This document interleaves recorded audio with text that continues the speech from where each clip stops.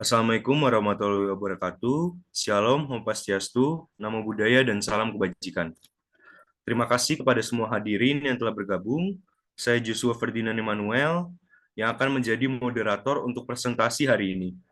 Kita akan membahas mengenai verifikasi spektrofotometer serapan atom yang disusun oleh kelompok 10 dari Politeknik AK Bogor.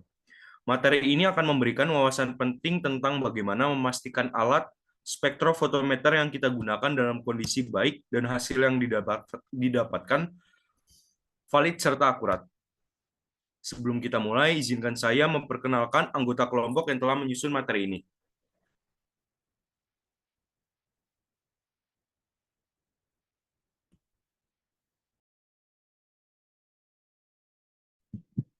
Yang pertama, saya Elis Destriana Sari. Saya Joshua Ferdinand Emmanuel. Saya Nabila Putri Ramadhani. Saya Rafiq Adli. Saya Sofia Cahya Nurani. Selanjutnya, setelah perkenalan, adapun agenda presentasi hari ini mencakup beberapa poin penting, yaitu pengertian verifikasi, tujuan dari verifikasi, parameter verifikasi yang meliputi verifikasi EHT, verifikasi panjang gelombang, verifikasi slit, sensitivitas, presisi, akurasi, limit deteksi, serta yang terakhir, linearitas. Setiap bagian akan dijelaskan secara rinci oleh para anggota kelompok. Tanpa berlama-lama lagi, mari kita mulai dengan pengertian verifikasi. Saya akan menyerahkan kepada Elis Destriana Sari untuk menjelaskan lebih lanjut tentang pengertian dan tujuan dari verifikasi sendiri. Elis, waktu dan tempat dipersilahkan. Baik, yang pertama ada pengertian. Pengertian dari verifikasi adalah proses di mana ditentukan persesuaian antara suatu alat instrumen dengan spesifikasi yang tertera untuk alat tersebut, termaksud penentuan kesalahan pada suatu titik atau lebih.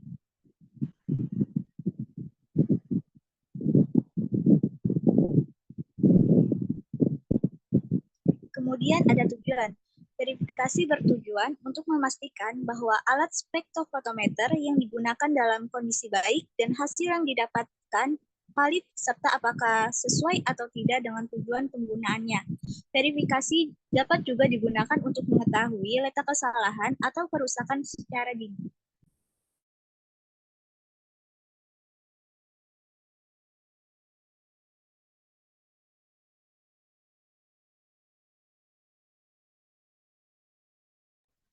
Setelah kita memahami pengertian dan tujuan verifikasi, kita akan lanjutkan ke parameter verifikasi yang akan dijelaskan oleh Nabila Putri Ramadhani.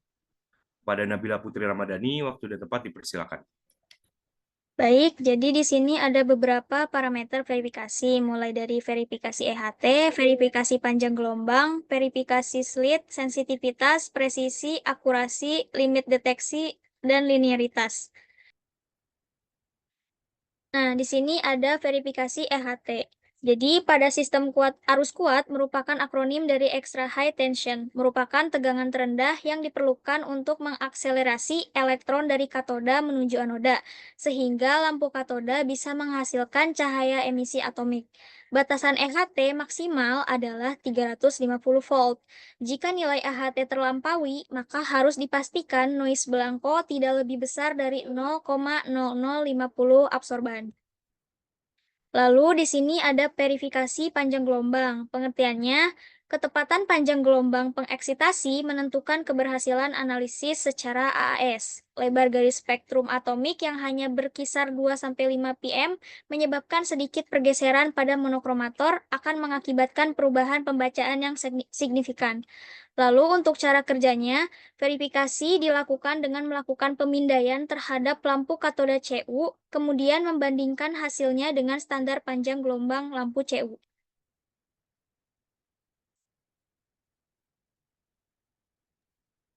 Selanjutnya ada verifikasi slit. Lebar slit menentukan intensitas cahaya yang dilewatkan oleh monokromator ke sistem deteksi. Yang kedua, slit yang lebar berarti sensitivitas tinggi dengan selektivitas rendah dan berlaku sebaliknya. Yang ketiga, pengukuran lebar slit efektif dilakukan dengan mengukur lebar puncak pada setengah tinggi setelah melakukan pemindaian spektrum emisi lampu katoda.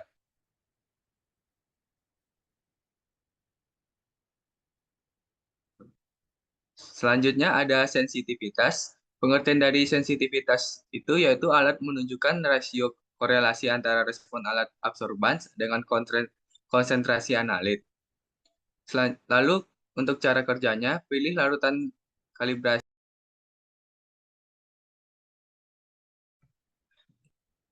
memiliki absorbansi antara 0,2 sampai dengan 0,4. Optimalkan kondisi AAS dengan larutan tersebut, diukur larutan kalibrasi tersebut sebanyak minimal 3 kali, lalu dihitung rata-rata absorbansinya, lalu hitung sensitivitas dengan rumus S sama dengan 0,004 C per A. Keberterimannya, jika nilai S kurang dari 1,25 X spesifikasi dari pabrik, semakin besar nilai S, maka alat semakin kurang sensitif. Selanjutnya ada presisi dan akurasi. Presisi merupakan kedekatan suatu nilai pengulangan dengan nilai pengulangan lainnya. Akurasi adalah ukuran yang menunjukkan derajat kedekatan hasil analisis dengan kadar analit yang sebenarnya. Presisi memiliki cara kerja sebagai berikut, yaitu disiapkan larutan kalibrasi A lebih besar dari 0,2, lebih kecil dari 0,4, lalu diukur konsentrasinya minimal 7 kali, lalu diukur konsentrasi rata-ratanya, dan dihitung nilai standar deviasinya. Lalu cara kerja dari akurasi yaitu disiapkan larutan kalibrasi A lebih besar dari 0,2, lebih kecil dari 0,4 menjadi true value, dan lalu diukur konsentrasinya minimal 7 kali. Lalu diukur konsentrasi rata-ratanya dan dihitung nilai standar deviasinya.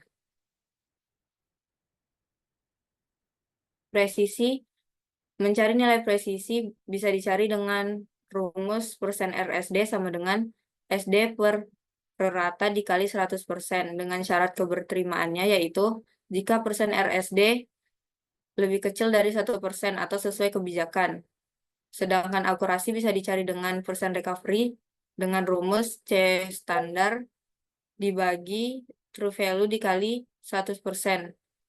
Syarat keberterimaannya yaitu jika persen recovery sama dengan 85% sampai 115% atau sesuai kebijakan laboratorium.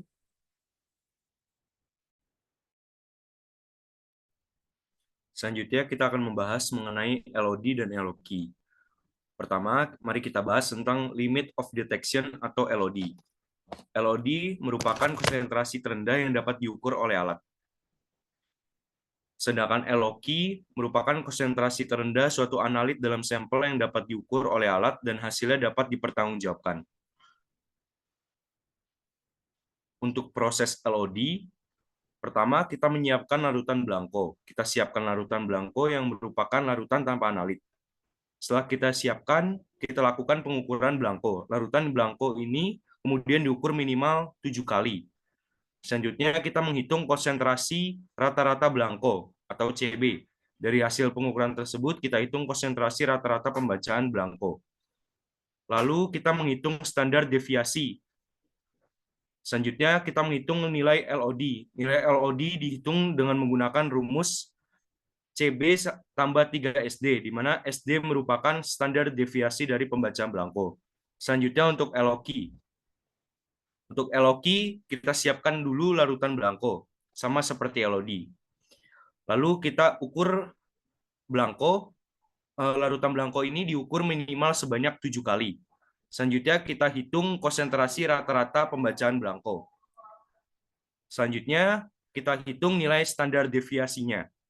Lalu yang terakhir kita hitung nilai LOQ dengan menggunakan rumus LOQ sama dengan CB ditambah 5 kurang dari 10 SD.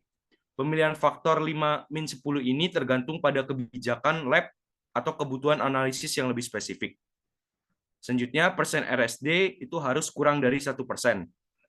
Persen recovery-nya sama dengan 85% sampai 115%. Berikutnya adalah linearitas. Linearitas adalah suatu metode digunakan untuk mengetahui kemampuan standar, sehingga dapat membuktikan adanya hubungan linear antara konsentrasi analit dengan respon detektor. Pengukuran linearitas dapat dilakukan dengan langkah-langkah berikut. Yang pertama, menyiapkan deret standar. Dibuat deret standar minimal 3 deret, yaitu blanko, standar 1, standar 2, dan standar 3. Lalu pengukuran absorbansi. Diukur absorbansi masing-masing deret standar tersebut. Yang terakhir, menentukan persamaan regresi linear. Dari data yang diperoleh ditentukan persamaan regresinya, yaitu Y sama dengan A plus BX. Keberterimaan hasil linearitas dinilai dari nilai koefisien korelasinya, yang berada antara 0,995 sampai 1,000. Semakin mendekati nilai 1, maka linearitasnya semakin bagus. Dengan memahami konsep LOD, LOQ, dan linearitas, kita bisa meningkatkan akurasi dan validitas hasil analis yang digunakan dalam menggunakan spektrofotometer serapan atom. Ini akan membantu kita memastikan bahwa alat yang digunakan sesuai dengan standar dan dapat mendapatkan data yang akurat dan dapat diandalkan.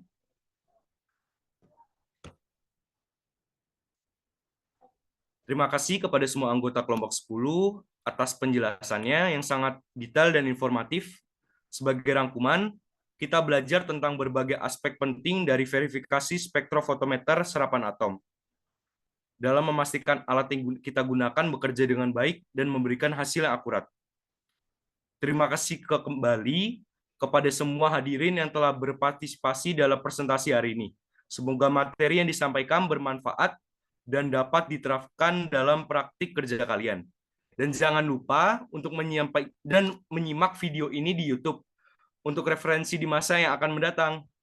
Selamat melanjutkan aktivitas kalian dan sampai jumpa di kesempatan berikutnya. Dadah!